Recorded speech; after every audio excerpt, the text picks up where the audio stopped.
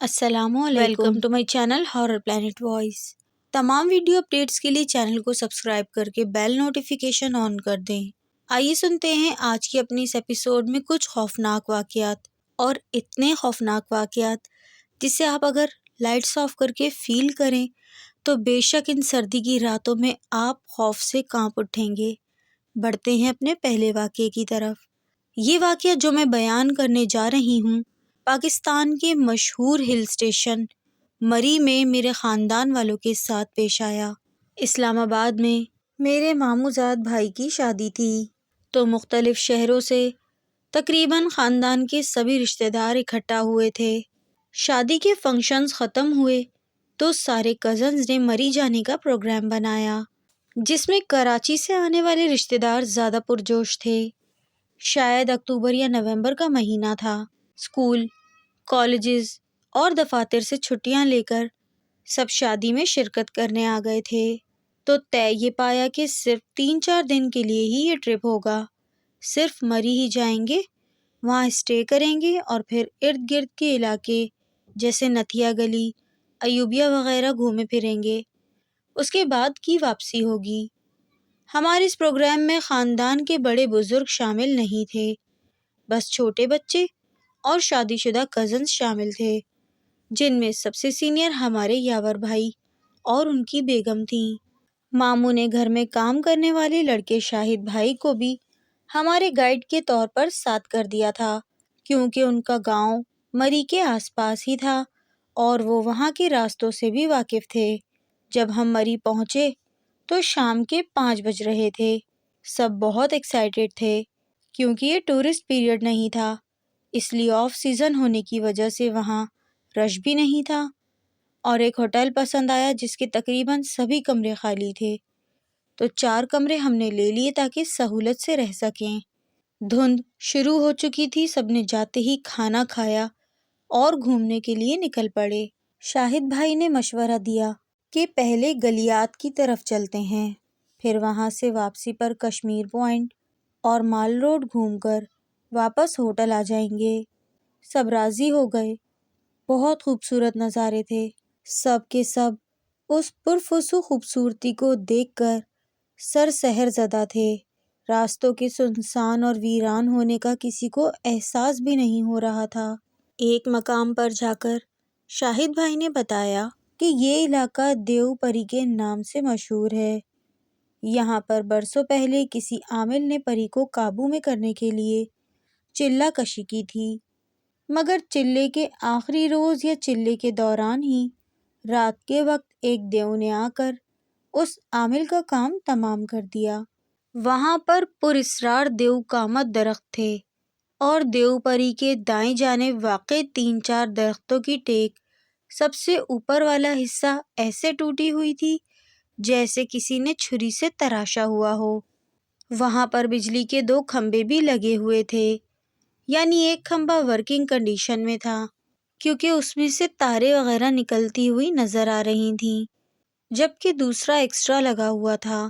شاہد بھائی نے بتایا کہ جس رات دیو آیا تھا اس رات بہت زبردست طوفان بھی آیا تھا، اور اس دیو کے آنے کی وجہ سے ان درختوں کی نوکیں اور الیکٹرک کا کھمبا بھی ٹوٹ کر گر گیا تھا۔ مری اور اس کے قریبی گاؤں میں کئی روز تک بجلی تک نہیں تھی، پھر بڑی مشکلوں سے یہ کھمبے اس مقام تک لائے گئے، اس لیے یہاں یہ ایکسٹرا کھمبا لگایا گیا ہے۔ خیر، اس جگہ سے عجیب سی وحشت محسوس ہو رہی تھی۔ مین روڈ سے اندر کی طرف تھوڑی نشیبی جگہ تھی، جس میں اتر کر کچھ دور چلنے کے بعد چڑھائی سی تھی، جیسے قدرتی سیڑھیاں بنی ہوئی ہوں۔ پتھروں سے اوپر جاؤ تو وہاں 2 غار ہیں، ایک میں جھرنے کی طرح پانی گر رہا تھا جبکہ دوسرا خشک تھا۔ حیرت کی بات تو یہ تھی کہ پانی کہیں سٹور بھی نہیں ہو رہا تھا، اور اس غار کے علاوہ ساری جگہ خشک ہوئی ہوئی تھی۔ وہاں کے پتھر بہت ہی خوبصورت تھے، چپٹے چپٹے سے۔ میں اور میری ایک کزن ان پتھروں کو چننے لگیں تو شاہد بھائی نے منع کیا کہ کوئی بھی چیز یہاں سے مت اٹھائیے گا اور نہ ہی اپنے ساتھ گھر لے کر جائیں، ورنہ مصیبت پڑ جائے گی۔ میں ڈر کے مارے وہ پتھر وہیں پھینک آئی۔ یاور بھائی نے وہاں سے آگے چلنے کی آواز لگائی۔ ہم سب چل پڑے۔ تھوڑی دور آگے چل کر یاور بھائی کا بیٹا 10 سالہ احسان، وہ ہمارے ساتھ نہیں تھا۔ یاور بھائی شاہد بھائی پیچھے کی طرف گئے تو احسان انہیں دیو پری کے جھرنے والے غار کی طرف بیٹھا ہوا مل گیا۔ شاید وہ چھپ گیا تھا جب یاور بھائی نے چلنے کو کہا تھا۔ خیر، سب پھر گھومتے پھرتے مال روڈ پہنچے، چائے کافی پی، تھوڑی شاپنگ کی، اور ابھی سب نے مال روڈ کا چکر لگایا ہی تھا کہ اندھیرا ہونے لگا۔ سب نے کڑھائی کھانے کا پروگرام بنا لیا، مگر شاہد بھائی نے یاور بھائی سے کہا، بھائی ایسا کریں کھانا پیک کروا لیں، ابھی واپس ہوٹل چلیں، صبح جلدی اٹھ کر ارد گرد کے علاقے گھوم لیجیے گا، اس وقت نکلنا ٹھیک نہیں۔ سب کا منہ لٹک گیا، مگر دل میں سب ان کی باتوں سے متفق تھے، کیونکہ ہوٹل واپس آتے ہوئے ہمیں اندھیرے میں یہ راستہ بہت ویران اور وحشت ناک سا محسوس ہو رہا تھا۔ میں ہوٹل کا نام نہیں بتاؤں گی، بس اتنا بتا دیتی ہوں کہ ہوٹل مال روڈ سے کافی فاصلے پر نشیب میں موجود بنا ہوا تھا۔ جب ہوٹل پہنچے تو رات کے وقت اس کا ایمبیانس بالکل آسیب زدہ عمارت جیسا لگ رہا تھا، حالانکہ شام میں ایسی کوئی بات محسوس نہیں ہوئی تھی۔ مری آنے کے جو ایکسائٹمنٹ تھی اس میں کافی حد تک کمی آ چکی تھی۔ بہرحال سب نے رات کا کھانا ایک ہی کمرے میں منگوا لیا، سب نے کھانا کھایا، تھوڑی دیر گپ شپ کی، اور اس کے بعد سب سونے کے لیے اپنے اپنے کمروں میں چلے گئے۔ برف باری تو نہیں ہو رہی تھی، مگر ٹھنڈ بہت زیادہ پڑ رہی تھی۔ سب اپنے اپنے لحافوں میں دبکے پڑے تھے۔ مشکل سے کوئی 30-35 منٹ ہی گزرے ہوں گے کہ کمروں کے باہر سے تیز چلنے اور باتیں کرنے کی آوازیں آنے لگیں، مگر کسی نے بھی اٹھ کر نہیں دیکھا، کیونکہ سب کو ایک عجیب سی وحشت طاری ہو رہی تھی، یہ سوچ سوچ کر کہ ہوٹل تو تقریباً خالی پڑا ہے، تو پھر یہ آوازیں کیسی؟ کہ اتنے میں اچانک کسی نے دروازہ زور زور سے پیٹنا شروع کر دیا۔ میری بھابھی نے ہمت کی اور اٹھ کر پوچھا کہ کون ہے، تو پتہ چلا کہ یاور بھائی تھے۔ وہ یہ دیکھنے آئے تھے کہ کمرے سے کون باہر کوریڈور میں نکلا ہوا ہے۔ ہمارے کمرے سے کسی کے باہر نہ نکلنے کا سن کر ان کو حیرت ہوئی، کہنے لگے کہ نہ ہی کوئی ہمارے کمرے سے باہر نکلا ہے اور نہ ہی تمہارے کمرے سے کوئی باہر آیا ہے، مگر پھر یہ آوازیں تو بہت واضح تھیں۔ پھر وہ چپ ہو گئے اور پھر کچھ دیر بعد بولے کہ سب آیت الکرسی پڑھ کر سو جاؤ، اور کچھ بھی ہو جائے کمرے سے باہر نہیں نکلنا ہے۔ بھائی بھابھی بات تو آہستہ آواز میں کر رہے تھے، مگر سناٹے کی وجہ سے ان کی یہ باتیں صاف سمجھ میں آ رہی تھیں۔ کمرے میں جو کھڑکیاں تھیں وہ ٹیرس کی طرف کھلتی تھیں۔ جب سب لیٹ گئے تو تھوڑی دیر بعد پھر وقفے وقفے سے قدموں کی چاپ سنائی دینے لگی، مگر سب کے سب لیٹے رہے، تھکے ہوئے ہی اتنا تھے کہ نیند آ گئی۔ میری آنکھ اچانک دھپ دھپ کی آواز سے کھلی، ایسا لگ رہا تھا جیسے کوئی زور زور سے اچھل رہا ہو۔ کمرے میں اندھیرا تھا، مگر ٹیرس کی طرف ہلکی سی روشنی تھی، جس سے باہر کا منظر صاف نظر آ رہا تھا۔ مجھے نظر آیا کہ میرا بھتیجا احسان کسی کے ساتھ بھاگ بھاگ کر کھیل رہا ہے۔ 2 سے 3 لوگ تھے، احسان سے لمبے تھے، مگر وہ اتنا تیز بھاگ رہے تھے کہ مجھے ان کے چہرے سمجھ ہی نہیں آ رہے تھے۔ میں بہت بری طرح ڈر گئی تھی۔ میں نے بھابھی کو جگایا۔ جب انہوں نے ٹیرس کی طرف دیکھا تو احسان اکیلا کھڑا بال کو ٹیپ کر رہا تھا۔ بھابھی ایک دم گھبرا گئیں اور باہر کو نکلیں۔ جب ٹیرس کی طرف گئیں تو وہاں جانے کا دروازہ لاک تھا۔ اب تو بھابھی اور بھی زیادہ پریشان ہو گئیں، یاور بھائی کے کمرے کا دروازہ پیٹنے لگیں۔ یاور بھائی دروازہ کھولتے ہی بھابھی کو ڈانٹنے لگے کہ باہر کیوں نکلیں، منع بھی کیا تھا نا۔ تو بھابھی رونے لگیں اور بھائی کو سارا ماجرا بتایا۔ یاور بھائی دروازے سے ہٹے اور اپنا بستر دکھایا جہاں احسان سو رہا تھا۔ اس افراتفری میں تقریباً سب لوگ ہی جاگ چکے تھے، باقی کزنس کو بھی عجیب و غریب آوازوں نے پریشان کیا ہوا تھا۔ بہرحال وہ رات بڑی عجیب طرح سوتے جاگتے خیر اللہ اللہ کر کے گزر گئی۔ صبح ہوئی، ناشتے کے لیے ہوٹل کے ریسیپشن پر کال کی گئی تو جواب ملا کہ آپ کو جو کھانا ہے وہ بازار سے منگوا لیں، ہوٹل میں کچن ہے، آپ کو ہیلپر مل جائے گا، مگر کھانا آپ کو اپنی نگرانی میں ہی تیار کروانا ہوگا۔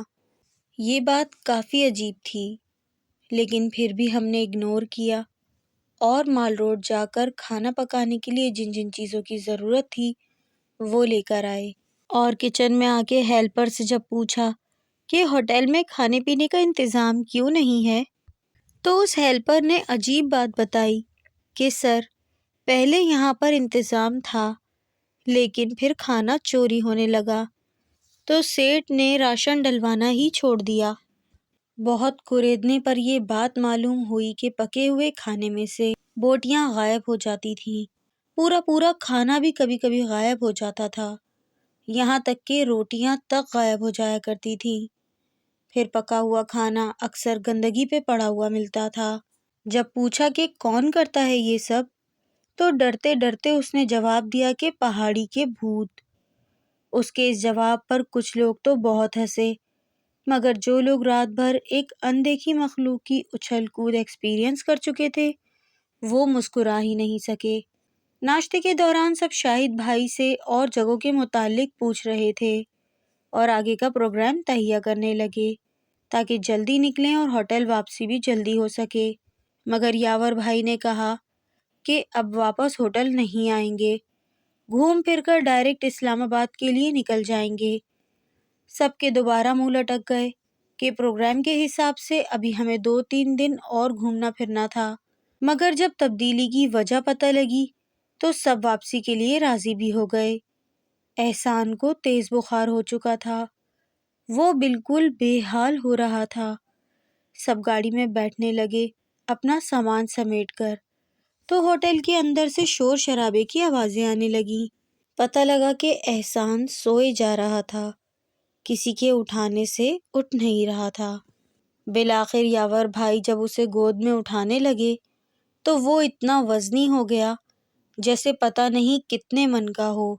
یاور بھائی اور شاہد بھائی آیت الکرسی پڑھتے ہوئے اسے اٹھانے کی کوشش کرتے رہے تو اس نے اچانک اچھل کر یاور بھائی کے گلے پر کاٹ لیا اور بھاری مردانہ آواز میں باتیں کرنے لگا۔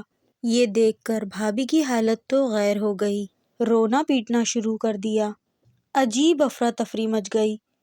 پھر یاور بھائی، ان کی بیگم، بیٹے اور ایک کزن کے علاوہ باقی سب لوگ ہم واپس اسلام آباد آ گئے، ماموں اور خاندان کے کچھ بزرگ پھر شاہد بھائی کے ساتھ مری چلے گئے اور 2 دن بعد ان کی واپسی ہوئی۔ کافی عرصے کے بعد پتہ چلا کہ احسان نے دیو پری والی جگہ سے کچھ پتھر اٹھا لیے تھے یا وہاں جھرنے پر کچھ ناپاکی کر دی تھی، اسی لیے وہ وہاں بسنے والی مخلوق کے زیر اثر آ گیا تھا اور وہ مخلوق اس کو مارنے کے درپے تھی۔ اس لیے خاندان کے بزرگوں نے کسی مولانا صاحب کی مدد سے احسان کی جان اس مخلوق سے چھڑوائی، مگر اس واقعے کے بعد احسان پہلے جیسا نہ رہا، الگ تھلگ رہتا تھا اور اس کا کوئی دوست نہیں رہا۔ پھر پڑھائی لکھائی میں دل نہیں لگتا تھا، وہ اسپورٹس میں بھی کافی ایکٹیو بچہ تھا، مگر اس حادثے کے بعد بلو ایوریج اسٹوڈنٹ بن گیا۔ سالوں گزرنے کے باوجود بھی لگتا تھا کہ احسان ابھی بھی کسی نادیدہ مخلوق کے زیر اثر ہے، اور آج بھی اس کا ایسا ہی حال ہے۔ یہ تھا میرا واقعہ، امید کرتی ہوں کہ آپ کو پسند آیا ہوگا۔ واقعہ سننے والوں سے بس اتنا ہی کہنا چاہوں گی کہ پلیز اگر آپ کو پریکاشنز دی جائیں کہ آپ ایسی جگہ جائیں تو کسی چیز کو ٹچ نہ کریں یا اٹھائیں نہیں، تو پلیز ان باتوں کو سیریس لیجیے گا اور اپنا حصار کر کے ایسی جگہوں کا وزٹ کیا کریں۔ بہت شکریہ آپ کا بہن۔ بڑھتے ہیں اپنے دوسرے واقعے کی طرف۔ یہ سفر ہنزا کا ہے، پشاور سے اسکردو تک۔ یہ واقعہ مجھے میرے کزن دانش نے سنایا۔ دانش پشاور میں رہتا ہے۔ اس نے اور اس کے 4 دوستوں نے پلان بنایا کہ وہ پشاور سے ہنزا اور پھر اسکردو جانا چاہتے تھے۔ ان کو برف دیکھنے کا شوق تھا، انہیں رات کا سفر پسند تھا اور ان کو خطرناک راستے اچھے لگتے تھے۔ ایبٹ آباد اور کلگت کراس کر کے شام کو ہنزا پہنچے۔ وہاں ایک بابا جی نے انہیں راستے میں روک لیا۔ بابا جی نے کہا، بیٹا آگے ایک پرانا مزار ہے، خالی ہاتھ مت جانا، وہاں رات کو سائے آتے ہیں، کچھ دینا پڑتا ہے۔ دانش اور اس کے دوسرے دوست ہنسنے لگے۔ انہوں نے کہا کہ بابا جی ہم نہیں ڈرتے اور کچھ بھی نہیں ہوتا۔ رات 11 بجے گاڑی سٹارٹ کی، سب ہنستے ہوئے نکلے۔ راستہ لمبا تھا، برف بہت تھی، ہوا بہت ٹھنڈی تھی، اندھیرا اتنا کہ کچھ نظر نہیں آیا۔ دونوں طرف جنگل تھا، درخت بہت لمبے تھے، ان کی شاخیں سڑک تک جھکی ہوئی تھیں۔ دور دور تک کوئی بندہ نہیں تھا، صرف گاڑی کی آواز تھی اور وہ خود 5۔ کچھ دیر سب ہنستے رہے، پھر سب خاموش ہو گئے۔ سڑک خطرناک موڑ پر جا رہی تھی، ایک طرف کھائی تھی تو دوسری طرف پہاڑ تھے، درخت ہل رہے تھے، ایسا لگتا تھا جیسے کوئی چل رہا ہے۔ اچانک ایک زور کی آواز آئی اور گاڑی کا ٹائر پھٹ گیا۔ گاڑی روکی گئی اور سب نیچے اترے۔ سردی میں ہاتھ سن ہو گئے تھے۔ ان لوگوں نے اسٹیپنی نکالی۔ دانش ٹائر چیک کرنے لگا اور باقی لوگ سب گاڑی میں بیٹھ گئے۔ دانش ٹائر کے پاس بیٹھا تھا کہ اسے اتنی دیر میں لگا کہ اس کے پیچھے کوئی کھڑا ہے۔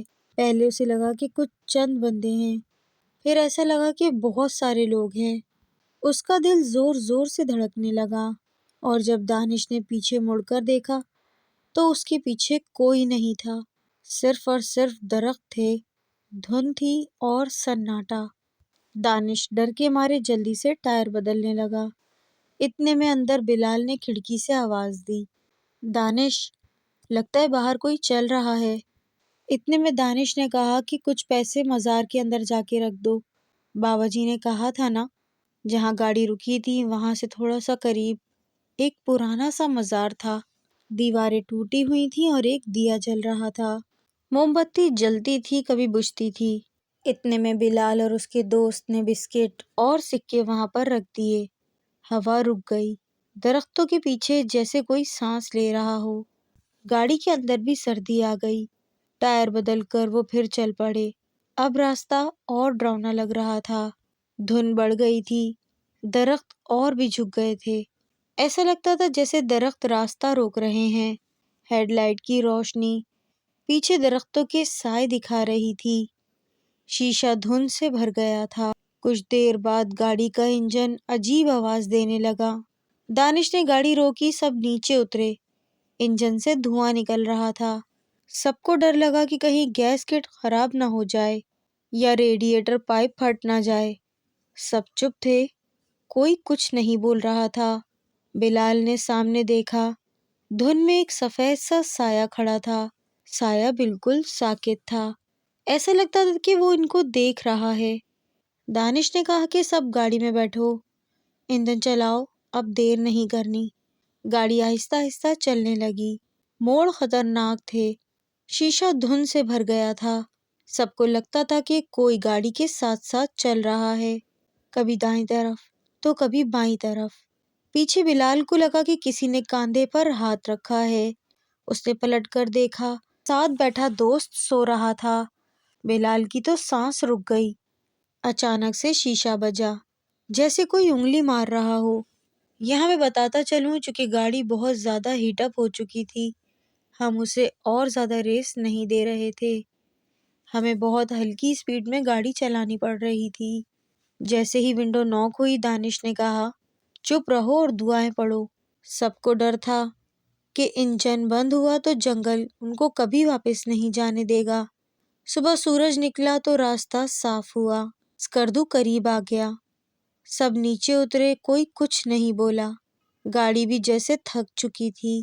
دانش اور اس کے دوستوں کو پتا تھا کہ وہ یہ واقعہ کبھی نہیں بھولیں گے، اور کہتے ہیں کہ جب بھی ہم پہاڑوں میں جاتے ہیں تو ہمیں یہ بات یاد آتی رہتی ہے۔ یہ تھا میرے کزن کے ساتھ پیش آیا ہوا خوفناک سچا واقعہ۔ خدا کا لاکھ لاکھ شکر ادا کرتا ہوں کہ میں ان لوگوں کے ساتھ اس ٹرپ میں موجود نہیں تھا۔ امید کرتا ہوں یہ واقعہ آپ کو پسند آیا ہوگا۔ بہت شکریہ بھائی، آپ نے اپنا واقعہ ہم سے شیئر کیا۔ بڑھتے ہیں ویورز اپنے اگلے اور آخری واقعے کی طرف۔ یہ بھائی کہتے ہیں کہ سردیوں کی ایک یخبستہ رات تھی۔ پہاڑوں پر برف باری ہو چکی تھی۔ وہ تلا صاف تھا جس میں چاند کی روشنی چمک رہی تھی اور ارد گرد کا ماحول چاند کی روشنی میں نظر آ رہا تھا۔